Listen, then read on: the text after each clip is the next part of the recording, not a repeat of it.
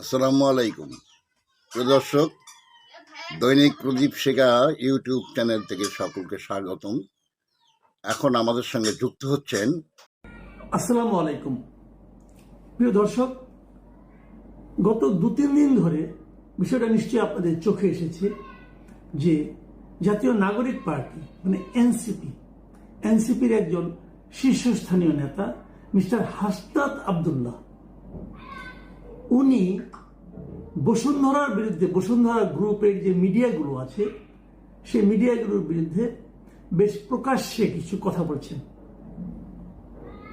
এবং এই কথাকে কেন্দ্র করে উনি বিভিন্ন ফটোকার্ড বিশেষ করে যেগুলিতে নানা রকম অপতথ্য প্রচার করা হয় বলে উনি দাবি করেছেন, সেগুলো নিয়ে ওনার উৎসাহ প্রকাশ করেছেন এবং কি ল্যাঙ্গুয়েজে উনি বলেছেন সেগুলো আপনাদেরকে আমি ধীরে ধীরে পড়ে শোনাব।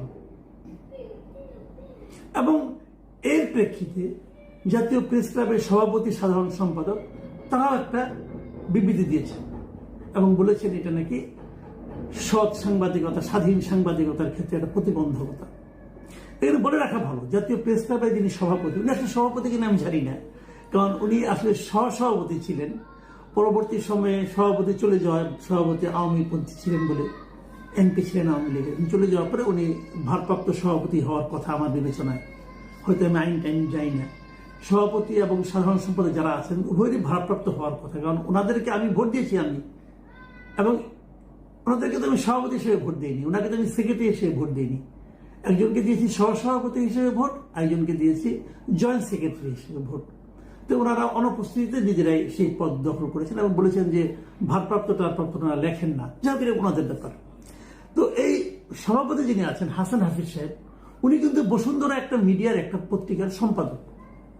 কাজেই বসুন্ধরার ব্যাপারে হাসনাত আব্দুল্লাহর বক্তব্যের পর যখন বসুন্ধরা মিডিয়ারই একটা পত্রিকার সম্পাদক যখন হাসনাত আব্দুল্লাহকে নিন্দা করে বিবৃতি দেন, তখন সেটার কিন্তু গ্রহণযোগ্যতা কিছু হলেও কমে যায়।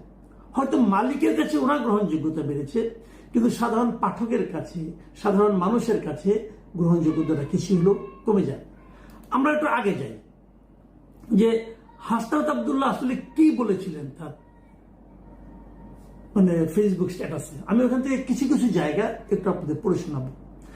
উনি 6 তারিখে যে স্ট্যাটাসটা দিয়েছিলেন, 6 জুলাই, সেখানে উনি লিখেছিলেন, হাসিনার শাসন আমলে রাষ্ট্র যখন হয়ে উঠেছিল জনতার শত্রু, তখন বসুন্ধরা গ্রুপের কিছু মিডিয়া শুধু চুপ ছিল না, তারা সক্রিয়ভাবে হাসিনার দাবিদারি করেছে, ফ্যাসিবাদকে সার্ভিস দিয়েছে। হাসনাত আব্দুল্লাহর এই কথাটুকু সত্য, কিন্তু পাশাপাশি এটাও সত্য যে কেবল বসুন্ধরা নয়, তখন অনেক গ্রুপের মিডিয়ায় এই কাজগুলি করেছে। কে করেনি বলেন? 71 টেলিভিশন করেনি? 71 টেলিভিশন তো ইয়ের না, এই কি বলে, এই বসুন্ধরা গ্রুপের না, করেনি? করেছে। কে করেনি বলেন? সমকাল করেনি?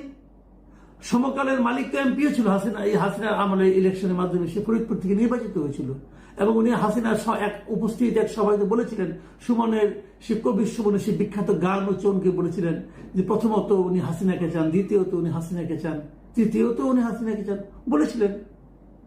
যেমনটি বসুন্ধরা মালিক শাহ আলম সাহেব, উনিও বলেছিলেন যে এই জীবনে উনি হাসিনার সঙ্গে আছেন, মরণেও উনি হাসিনার সঙ্গে আছেন, হাসিনা এখন ইন্ডিয়ায় আছেন, উনি আর ইন্ডিয়া যে হাসিনার সঙ্গে থাকতে চান। এগুলো তো হয়েছে। কাজে বসুন্ধরার ব্যাপারে যে কথাগুলি হাসনাত আব্দুল্লাহ বলছেন, কথাগুলি সত্য। এই কথাগুলি আরো অনেকের জন্য সত্য, মানে 2-1 জনের জন্য না, বেশিরভাগ মিডিয়ার জন্য সত্য। এখন ওই যে সেই মিডিয়াগুলোর শীর্ষ পদে বিএনপির কেউ যে জবরদখল করে বসে থাকে, অথবা যদি মিডিয়া মালিকরা বিএনপির লোকটাকে দাওয়াত করে নিয়ে গিয়ে শীর্ষ পদে বসিয়ে থাকেন, তাহলে কি মিডিয়ার ক্যারেক্টার চেঞ্জ হয়ে গেল? একই তো মালিক আছে, ওই মালিকই চালাচ্ছে। বলুন কোনটা নাই? সব মিডিয়ায় আছে এখনো, এবং সব মিডিয়ার মাথায় একজন করে বিএনপি অথবা জামাতের লোক যে বসে পড়েছে। তো হাসনাত আব্দুল্লাহ সাহেব যখন বলছেন, তো অন্যগুলি নিয়েও বলেন। এখন ওইটা আপনার বিরুদ্ধে কিছু লিখেছে, অতএব তার ব্যাপারে আপনি বলছেন, এটা একটু এক পেশে হয়ে গেল। তবুও আমি হাসনাত আব্দুল্লাহ সাহেবের উপর হ্যাপি এই কারণে যে এই সমস্তগুলোর শিরোমণি কিন্তু বসুন্ধরা গ্রুপ। এটা কিন্তু সত্য, কারণ বসুন্ধরার হাতে অনেকগুলি মিডিয়া, প্রায় 7-8টা মিডিয়া বসুন্ধরা নিজের মালিকানাধীন, প্রত্যক্ষ মালিকানাধীন। এর বাইরে আরো প্রায় 15-20টা মিডিয়া আছে যেগুলো বসুন্ধরার সঙ্গে সম্পর্কিত। ওরা কোনো না কোনো ভাবে বসুন্ধরার দ্বারা প্রভাবিত। তো সব এতগুলি মিডিয়া যারা নিয়ন্ত্রণ করে তাদের বিরুদ্ধে বলার ব্যাপারটা এত সহজ নয়। কিন্তু হাসনাত আব্দুল্লাহ সাহেবের বরাবরই একটু দুঃসাহসী বলে আমার কাছে মনে হয়েছে, এবং সেই সাহসটা উনি দেখিয়েছেন। তিনি আরো কি বলেছিলেন, একই কায়দা, মানে তারা স্বৈরাচার পতনের বহুদিন পরেও তারা থেমে যায়নি, একই কায়দায় আবারও কলম ধরেছে, ক্যামেরা চালু করেছে। জাতীয় নাগরিক পার্টির বিরুদ্ধে, নাগরিক পার্টির সদস্যদের বিরুদ্ধে যে কুৎসা রটানো তারা শুরু করেছে তা কোনো বিচ্ছিন্ন ঘটনা নয়, এটা এক চেনা স্ট্র্যাটেজি, উদ্দেশ্য স্পষ্ট। যারা পরিবর্তন আনতে চায় তাদের বিরুদ্ধে মিথ্যা ছড়িয়ে কর্পোরেট স্বার্থ রক্ষা করা। হাসনাত আব্দুল্লাহ সাহেবের এই কথাটাও যে একদম অসত্য আমি তা মনে করি, এটাও আমার কাছে গ্রহণযোগ্য মনে হয়। আমার খালি একটাই কথা, এই জিনিসটা উপলব্ধি করতে হাসনাত আব্দুল্লাহ সাহেবের 11 মাস সময় লেগে গেল। এটা ওরা আগে বুঝেননি, এবং বলা তো হয়ে থাকে হাসনাত আব্দুল্লাহ সাহেবদের এই দল তারা বসুন্ধরার থেকে প্রচুর অর্থ সাহায্য পেয়েছেন। সেগুলো যে অসত্য সেটা তো ওনারা এখন পর্যন্ত প্রমাণ করতে পারেননি। আমরা বলেছিলাম যে আপনার টাকা পয়সা কোথা থেকে পাচ্ছেন তার একটা হিসাব দেন, ওনারা এখন দেননি। পরে ওনারা তহবিল সংগ্রহের একটা পদ্ধতি বের করেছেন, এটা আমার কাছে পছন্দ হয়েছে, আমি তার প্রশংসাও করেছি। স্ট্যাটাসে উনি আরেক জায়গায় বলেছেন, যখন বড় কর্পোরেট মিডিয়া ভুল তথ্য ছড়িয়ে জনমতকে বিষিয়ে তোলে, অপিনিয়ন ম্যানুফ্যাকচার করার চেষ্টা করে, তখন ক্ষতি শুধু একটি দলের নয়, ক্ষতি গোটা গণতন্ত্রের। এটার সঙ্গে আমি একমত।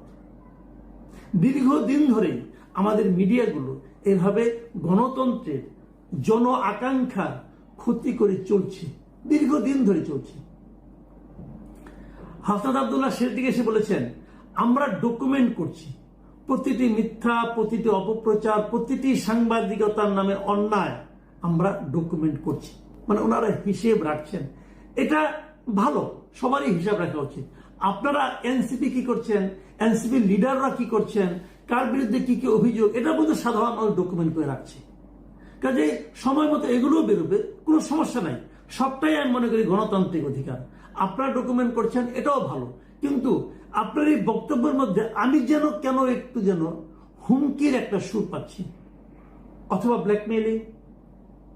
আপনারা কি কিছু বিনিময়ে কিছু চাচ্ছেন, অথবা হঠাৎ করে আপনি খেপলেন কেন, কিছু চেয়ে কি পাননি, এটাও হতে পারে। সেই বিষয়গুলো কিন্তু আমরা জানতে চাই।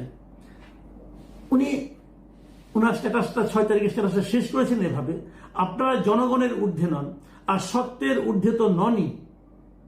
এটা অতি উত্তম। সবাই, কেউ জনগণের ঊর্ধ্বে নয়, কোনো পলিটিক্যাল পার্টিও জনগণের ঊর্ধ্বে নয়, কোনো পলিটিক্যাল পার্টির লিডারও জনগণের ঊর্ধ্বে নয়। জনগণ হিসেবে এটা আমরা বলতে চাই। হাসনাত আব্দুল্লাহ এরপর জাস্ট গতকাল 8 তারিখে আরেকটা স্ট্যাটাস দিয়েছেন, সেটাও আমি একটু পড়ব। উনি বলার চেষ্টা করেছেন যে ওনারা কোনো কর্পোরেট মিডিয়ার আশীর্বাদ দিয়ে রাজনীতি করেন না। ভালো, এটা শুনে আমার ভালো লাগলো। এবং উনি আরেকটা কথা বলেছেন, সম্প্রতি কিছু সংগঠন বসুন্ধরা গ্রুপের মিডিয়া অপারেশনের পক্ষে বিবৃতি দিয়েছেন। এই সংগঠনগুলোর একটি বড় অংশ অতীতে ফ্যাসিবাদী শাসনের সুবিধাভোগী ছিল। আরেক জায়গায় লিখেছেন, তারা এখন আবারও তেমন একটা ব্যবস্থা কায়েম করতে মরিয়া হয়ে উঠেছে।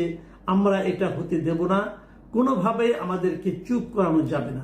এই যে কোনোভাবে আমাদেরকে চুপ করানো যাবে না, এটা আমি বিশ্বাস করতে চাই।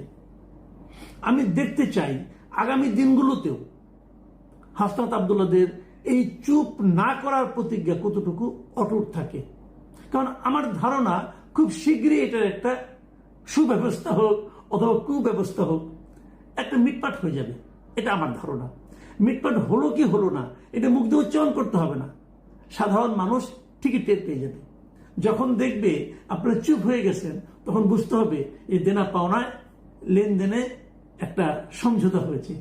আর যদি আপনারা শেষ পর্যন্ত চুপ না হন, যদি প্রকৃত সত্যটার কথা যদি বলতে থাকেন, যদি মিডিয়ার অপকর্মগুলি প্রকাশ করতে থাকেন, টু দ্য পয়েন্টে, ঢালাও বললে হবে না, কিন্তু যদি করতে থাকেন, আমি মনে করি বসুন্ধরা কেবল মিডিয়া গ্রুপ না, তাবৎ মিডিয়া গ্রুপই সতর্ক হয়ে যাবে। এবং জনগণের পক্ষ থেকে আমি আপনাকে সাধুবাদ জানাবো। আমি দীর্ঘদিন ধরে সাংবাদিকতা করি, আমি নিজেও কিন্তু এই অসৎ সাংবাদিকতা নিয়ে ক্লান্ত এবং অনেক ক্ষেত্রে লজ্জিত। সেই অসৎ সাংবাদিকতার বিরুদ্ধে যদি হাসনাত আব্দুল্লাহ আপনারা যদি সোচ্চার হন, আমি অনেক খুশি হব এবং আমার ধারণা অনেকের চেয়ে আমি বেশি খুশি হব। দ্বিতীয় স্ট্যাটাসে আরো কিছু লেখা আছে, আমি কিছু কিছু অংশ পড়ি। উনি লিখেছেন, কিছু মিডিয়া হাউস আজ এমন অলিগার্কদের হয়ে কাজ করছে যাদের বিরুদ্ধে নানা ধরনের অপরাধ ও দুর্নীতির অভিযোগ রয়েছে। সত্য কথা কিন্তু একদম সত্য কথা।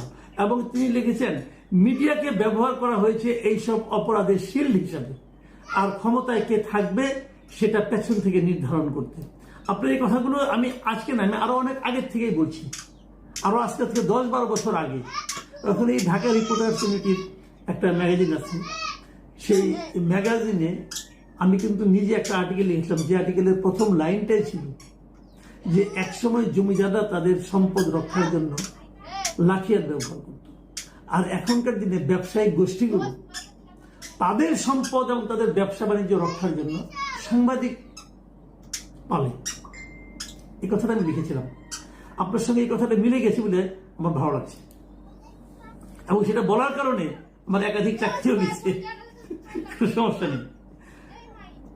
আরেকটা জিনিস উনি লিখেছেন, এরা মানে মিডিয়াগুলো কুৎসিত মিথ্যা দিয়ে জনগণকে ধোঁকা দেয়, দুর্নীতিবাজদের ফেরেস্তা বানায়, সৎ রাজনীতিবিদদের হেনস্থা করে। এই মিডিয়া প্রতিষ্ঠানগুলো সিনিয়র সাংবাদিকরা 5 চারটে সাংবাদিকতা ভুলে গেছে, সত্য প্রকাশের পরিবর্তে হয়ে গেছে মিথ্যার আধার। প্রিয় দর্শক, আপনারা এই কথাগুলো শুনে রাখুন। হাসনাত আব্দুল্লাহ এই কথাগুলোর মধ্যে কিন্তু আপনি কোনো ভুল পাবেন না, আমি আমার অভিজ্ঞতা থেকে বলছি। এই শেষে যে কথাগুলো বললাম একদম সত্য কথা। তাই হয়েছে আমাদের দেশে। যাদেরকে সিনিয়র হিসেবে দেখেন, খুব বড় সাংবাদিক হিসেবে জানেন, তাদের কর্মকাণ্ড দিয়ে একটু তাকালিয়ে আপনি দেখবেন এই কথাগুলোর সত্যতা কতটুকু আছে।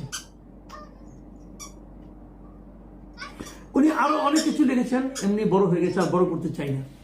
আমি কেবল এই কথাটুকুই বলতে চাই যে হাসনাত আব্দুল্লাহদের উনি যে ভাষায় যে ভঙ্গিতে প্রতিবাদটা করেছেন, এই প্রতিবাদটা অব্যাহত থাকুক। আমরা সৎ সাংবাদিক চাই, আমরা এমন সাংবাদিক চাই না যার কারণে সাংবাদিক হিসেবে আমাকে লজ্জা পেতে হয়। আমি যে কথাটা বলে শেষ করব, আমি যদি বসুন্ধরা গ্রুপের কথাই বলি, বসুন্ধরা গ্রুপ, আমি আরো অনেক গ্রুপের কথা বলতে পারি, সবাই আছে, তো বসুন্ধরা গ্রুপ যেহেতু সবচেয়ে বড় সংগঠন প্রতিষ্ঠান, তাই তাদের কথাই বলি।